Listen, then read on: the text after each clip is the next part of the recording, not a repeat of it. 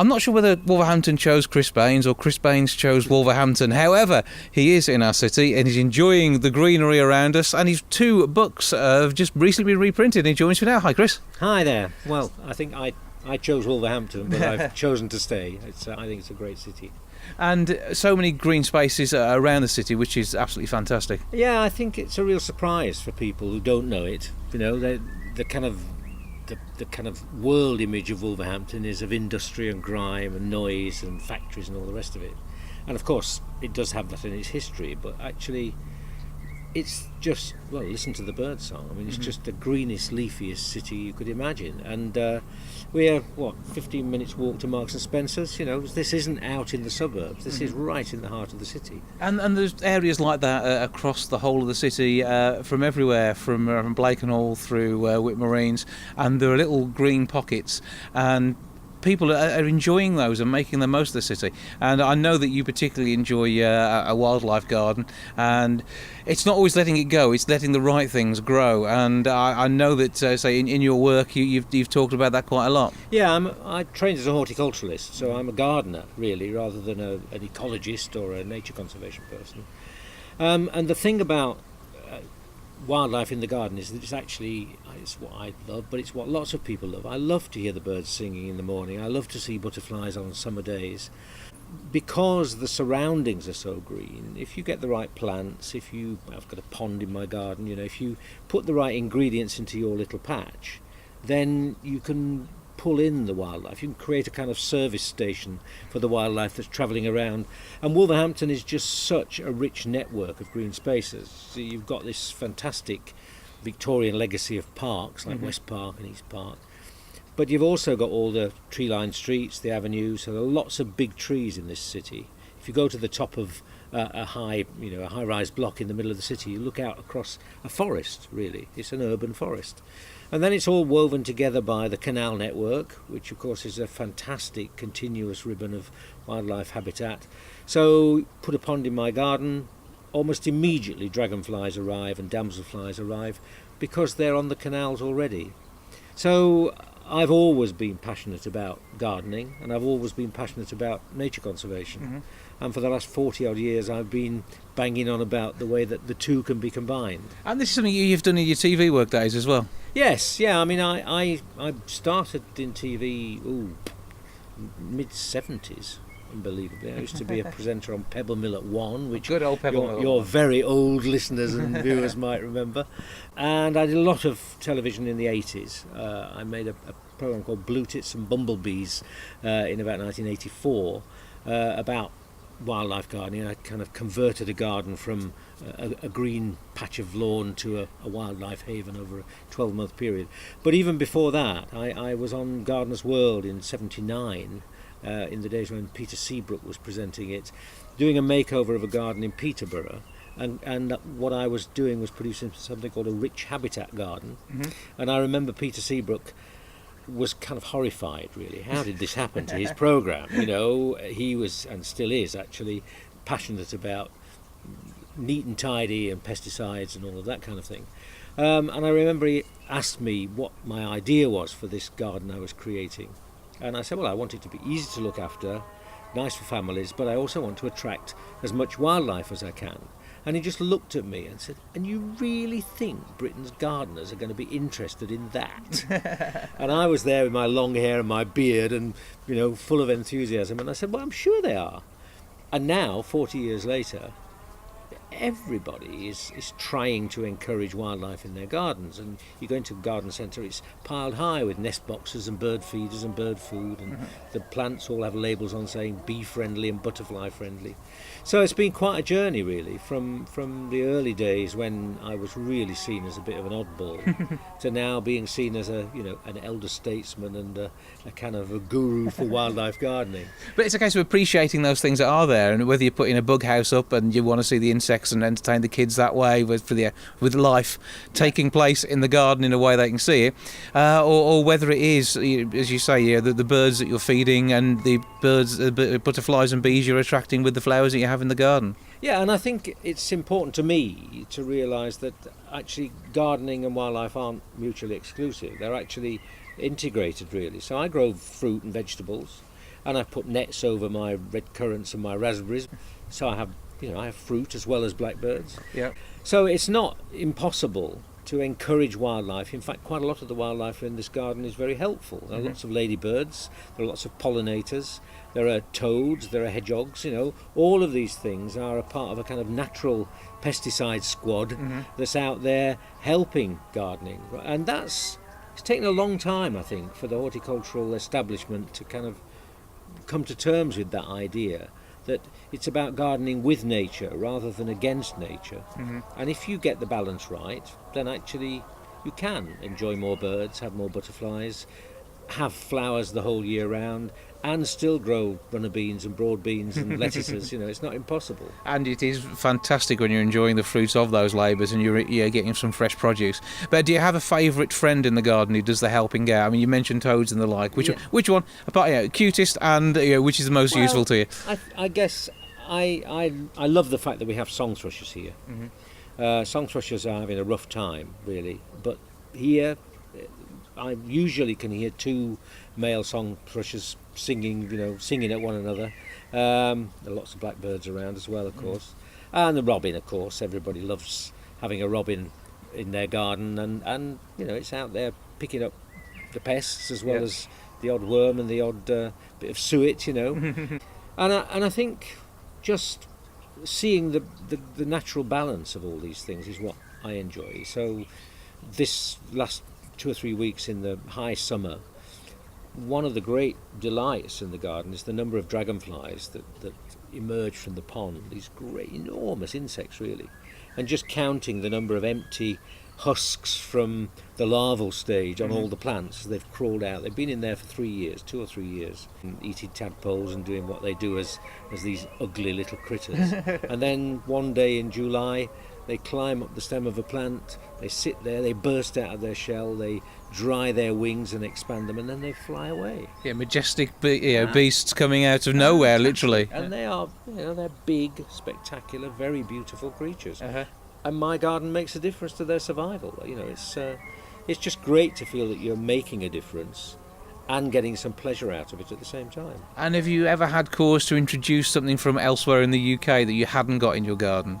Not really. I mean, lots of my garden plants are garden plants. They're not wildflowers, particularly. No, I mean, I think what the lesson really is that if you think of your garden as a kind of woodland glade, and it's very sheltered here, and then you introduce the ingredients that encourage wildlife, so water is really important, but also letting the leaves rot down in the borders, having the odd pile of dead logs somewhere in there, and plenty of cover, and then growing plants that provide pollen and nectar for as long a season as possible, growing some shrubs that produce some berries in the autumn, then that kind of combination of things means that this is just a very appealing place for any wildlife in the neighbourhood to come to. And most importantly, an appealing place for you to sit down and enjoy the view. Exactly. And I mean, lots of people feed the birds, and we have woodpeckers that come and feed right outside my window.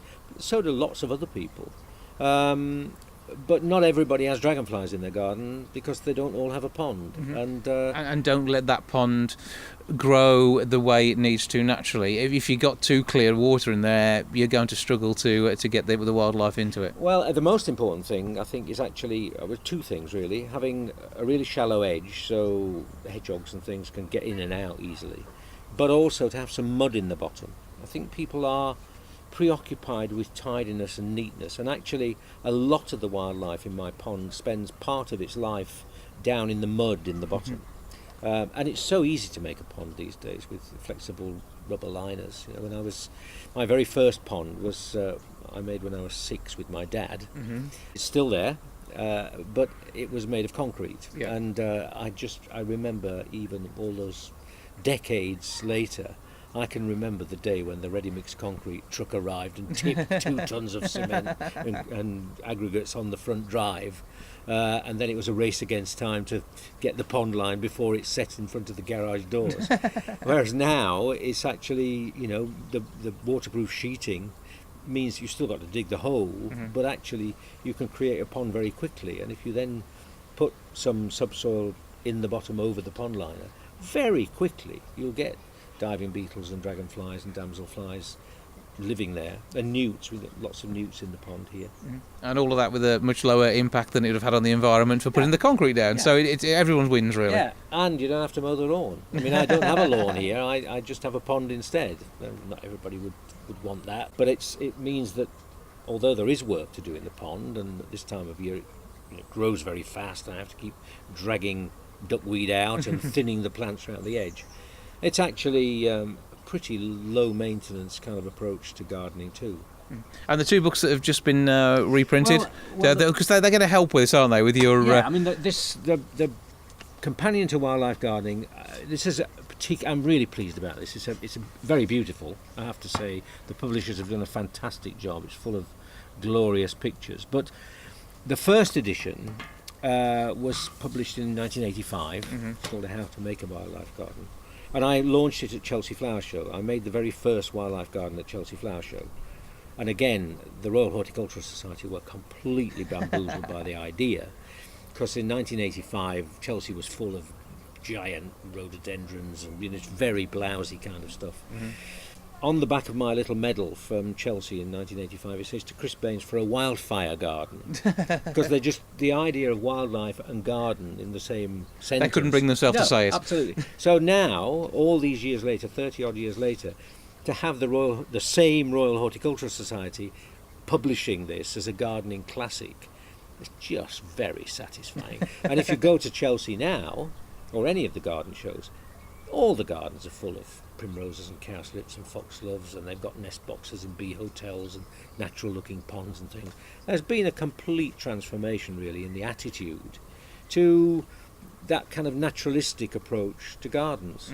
And the Royal Horticultural Society is arguably the most famous gardening society in the world. So having seen a kind of conversion of them is just very pleasing. That's a good bit of the planet to get on your side, and then just work on the rest of it and take over. Exactly. World domination. Yeah. I mean, it was very funny doing the garden all those years ago, because you couldn't, in 1985, you could not buy a wildflower in a garden centre. So I had to grow them all. I turned over my vegetable patch to growing primroses and cowslips in pots and things. And there was a wonderful moment when I just couldn't grow enough myself, and I wanted weeds in my lawn. And when I arrived, at Chelsea, what you get is a corner of a football field, basically. Yeah. My corner of the football field didn't have a single daisy in it. So my first day at Chelsea was going round digging up other people's daisies from their patches, because none of them wanted daisies. They appreciated your work. So I had lots of daisies. But then I had a great friend who worked for the government's weed research organisation. I didn't realise there was one. But well, there isn't anymore, but there was then. And so he was growing all these beautifully pot-grown lawn weeds in order to test pesticides and herbicides on them.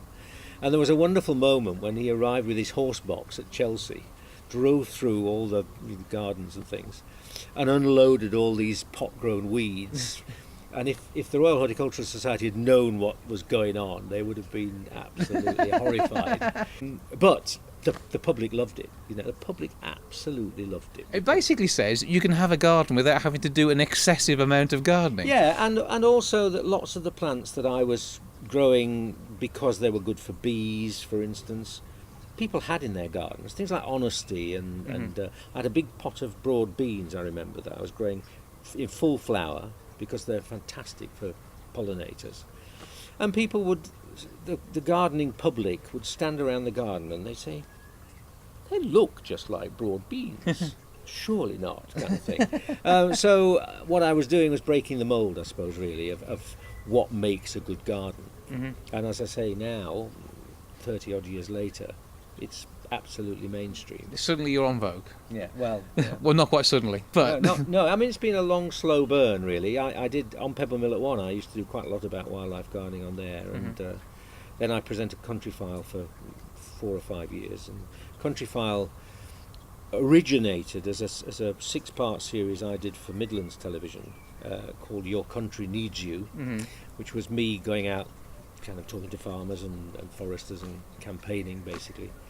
And the big cheeses down in London saw Your Country Needs You and decided that it ought to go national. Yeah. And so that was the origins of Countryfile, and I was one of the first 3 presenters back in about 1989, something like that.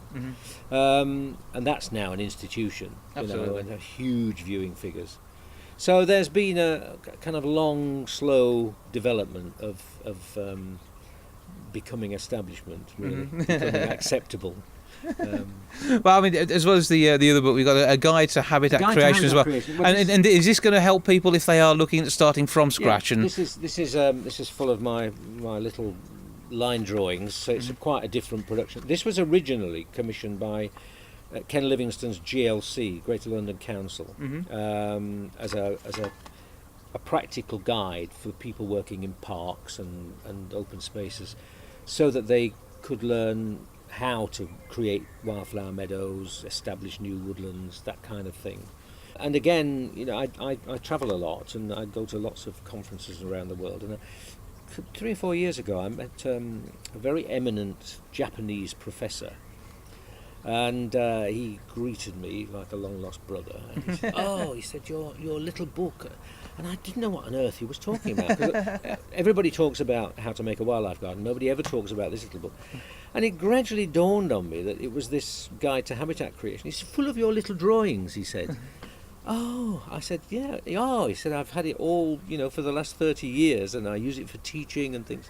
So that's been quietly just as significant, really. And this new edition has got a picture of the meadow at the London Olympics on the front of it. And you might remember one of the features of the 2012 Olympics was this amazing landscape full of flowers, like meadows full of wildflowers. Not just native wildflowers, but flowers from North America. That was all designed by a couple of horticulturists at Sheffield University, who both say, oh, well, when we were students, you were our inspiration, which makes me feel really old. but still, an honour nonetheless. I mean, it's lovely, really, that it's been going on for such a long time now. So, I keep meeting people who say, yeah, I watched your programme, Blue Tits and Bumblebees, back in 1985, and changed the way we garden, and now our grandkids are actually gardening that way, and you just think, well, I suppose it's quite nice to be this old. But this well respected, which is absolutely fantastic. Both books are out there. How can people get their hands on those? Oh, well, they're both available through Amazon. A Guide to Habitat Creation is, I think, about £6 or £7. The Companion to Wildlife Gardening is, in theory, £25, but actually, as with everything else on Amazon, you can get it for less than that. Yeah, but do look out for that. The name is important. Everybody knows anyway. It's Chris Baines. Thank you for having a chat with us. And thank you for letting me sit in your garden and look out at the glorious pond and the fantastic foliage. Well, I'm just glad it didn't rain. You never know what you're going to get with the UK weather, but thank you. Thank you. It's a pleasure.